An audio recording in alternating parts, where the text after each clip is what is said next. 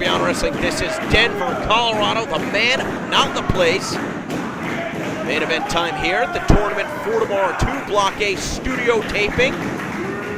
Non-tournament action, 2 competitors who will be entering the tournament tomorrow. JT Dunn is going to be competing the first round of Block B against Candice LeRae. And Kimberly is going to be going one-on-one for the first time ever with Rory Mondo, somebody that she has trained alongside at the CZW Academy. And with a pedigree like that, it's no wonder she has earned herself a spot in this year's tournament.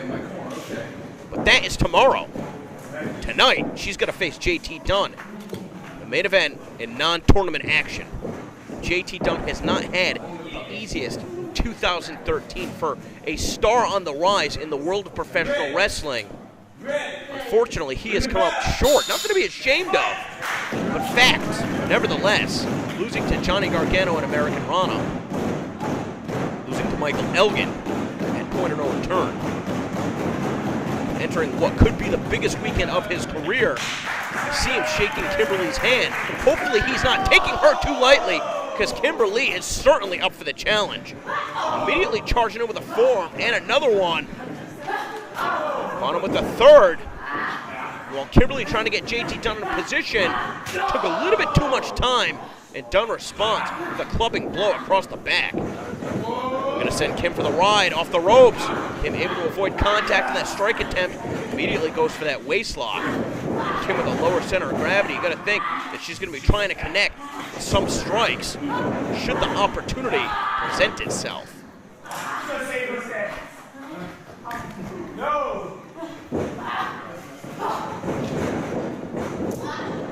Kim comes rushing in, and JT Dunn just dumped right on the top of his head. I don't like the way that arm is hanging by his side. She might have shortened JT Dunn by a couple of inches. And JT Dunn staggered on the ropes. Kim comes charging in. Did the best that she could to brace her fall. Still stumbling around on the outside. JT Dunn just kicking right in the chest. Dunn's got a sight set on Kimberly, looking to dive on the outside. Too early. Got caught in the midsection with that kick from Kimberly. While he's precariously positioned on the ropes, how about one across the kidneys for good measure? Kimberly, I think, for the next couple days is going to prove to be one of the toughest competitors on the independent wrestling scene, male or female. And I think a lot of that has to do, again, with where she is trained at the CZW Wrestling Academy.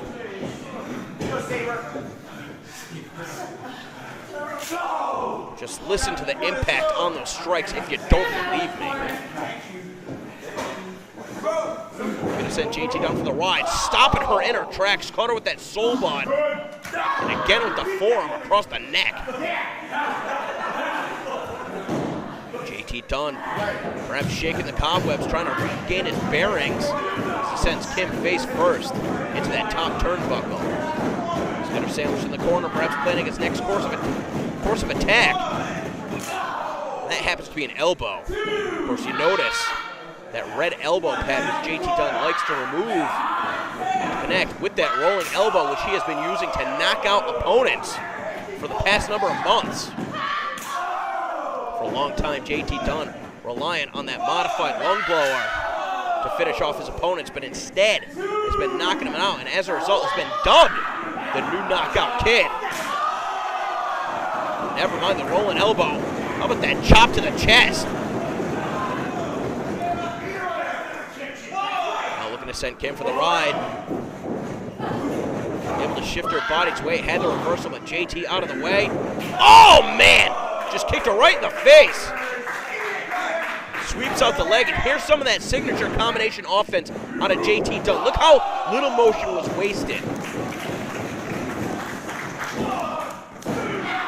Even that cross body block in the corner, Kim trapped, nowhere to go, only good for a 2 count.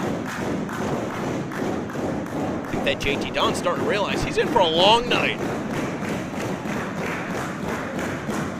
Now he's cutting Kimberly by the head. Ref bring her up to her feet. No. Thought perhaps he was going to bring her up to her feet so that he could strike the head once again. But instead, something else in mind. Look for that super kick off the ropes. Kim takes the leg out from underneath them and spike it JT Dunn face first into the canvas. Modified Bulldog, did she have enough impact? No. Not sure if Kim is starting to get frustrated or perhaps just trying to rally support of the fans and wrestlers on ringside. It's the first time in Beyond Wrestling history that we've opened up to a studio taping for our fans to attend. But that's just how important Tournament for Tomorrow 2 is. Now JT done with that lateral press, even with the leg hooked. Kim getting the shoulder off the mat.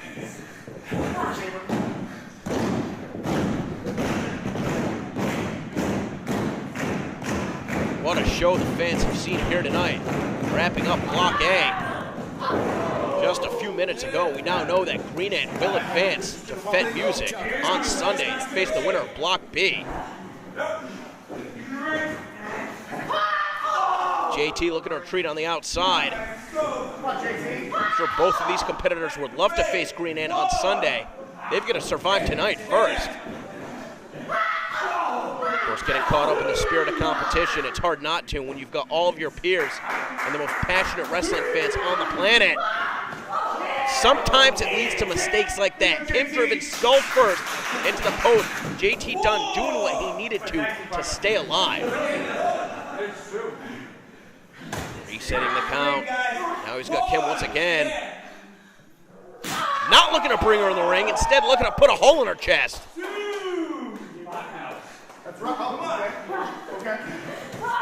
Finally thinking better of it, rolling her in the ring. Quick to get into a pin. And Kimberly is out at 1. A very defiant kick out. Showing JT Dunn that there's still plenty of gas in the tank. JT Dunn coming across the chest with those elbows. He can connect with such a variety of strikes from so many different positions with so many different body parts. You got the fist, the forearm, the elbow, the knee, the toe of the foot, the heel. Beat the shit out of her, JT. Come on. JT Dunn may not be the biggest dog in the fight, but he's certainly figured out the best way to survive. As a result, he's been given a number of incredible opportunities, which he has made the most of. But he's still got a long way to go. Kimberly now. That low center of gravity getting underneath her opponent to pick him up and drop him down with that side slam.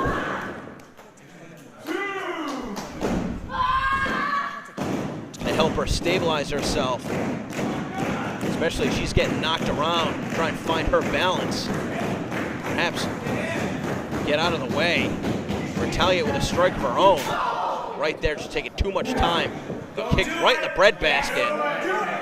Now JT Dunn maybe looking for the Dave Cole bomb. He's got the arms butterflied. Kimberly proving to be too strong. Look at that jawbreaker. Able to get added extension, going lower to the mat, and the enziguri, that back brain kick, finding the mark. JT's crumpled up in a heap. I don't know, the referee might have been out of position. That could have been the difference between this match being over and this match continuing. Kimberly, having only competed once before for Beyond Wrestling against one of the female students from the CZW Academy, when Beyond Wrestling debuted at the CZW school earlier this year. And even in that period of time, only about 6 or 7 months, Kimberly's rise on the independent scene has been meteoric. Look at that counter from JT Dunn, though. And as Kimberly starts to face a higher caliber of an opponent, that's what she's going to be prepared for.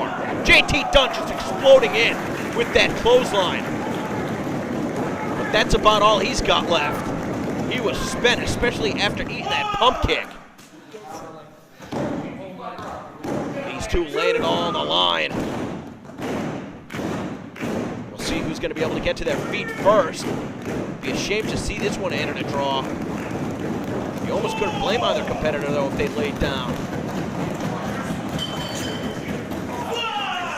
So much riding on the line tomorrow. We saw what the first tournament for tomorrow did to launch independent wrestling careers. And Kim once again lured into the trap of JT Dunn. And the suck-it bomb. Springboarding in the center of the ring, away from the ropes. Kim still kicks out.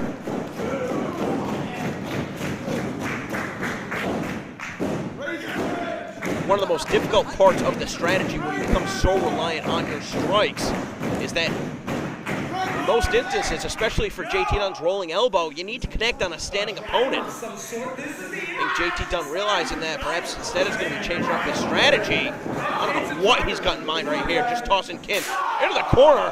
Just a straight shot, doing damage to his own hand. Now taking her to the high rent district. JT Dunn going up after her. Kimberly trying to fight back. JT firmly with his footing. Starting to stumble. Not sure if he has the leverage he needs. Kim holding on. And JT Dunn left that midsection open. Kim firing off a few shots. Caught him with the drop kick from the top rope. JT Dunn, the impact turning him inside out. Still on his feet. But for how much longer? Caught him with that clothesline. Kimberly coming alive. Wow, right in his head with the Hurricane Rana, right into the pin. No wasted motion whatsoever, but JT Dunn still kicking out. Just a second away from being beat by Kimberly here tonight. Still gonna think that that would be an upset. As much as Kimberly has improved, JT Dunn is quickly becoming one of the guys on the indie scene. Not only as a singles competitor, but also growing the Juicy Product brand. Tag team alongside David Starr. He'll be competing in Block B tomorrow. I can't believe Kimberly's still competing tonight. How did she kick out of that super kick? The added impact, the added momentum, rebounding off the ropes. Nowhere to go but down. JT Dunn perhaps starting to telegraph that he's going to be looking for that rolling elbow. You see him adjusting the elbow pad. Is he looking to take it off? Kim had it scouted. Listen to these shots! Oh, JT Dunn just trying to push her away. The kick to the leg. Dunn fires a shot to the chest. Kim responds in kind. Every single one of these shots a potential knockout blow. Now both competitors striking at the same time. What's going on here? Taking off the elbow pads, taking off the wrist tape. Things are about to get down and dirty.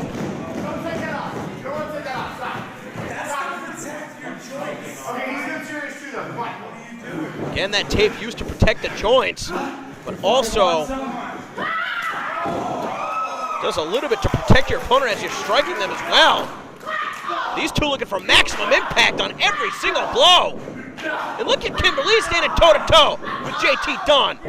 JT kicked the leg out from underneath her. Oh, just kicked him right in the face. How is he still on his feet? A bit of misdirection. JT was braced for the kick to the leg. That time got out of the way. Not going to make the same mistake twice. And caught her with the knee. Kim, though, another kick to the head. And now she's got JT Dunn hooked up. Oh! A gonzo bomb? 1, 2, 3. Oh, wow!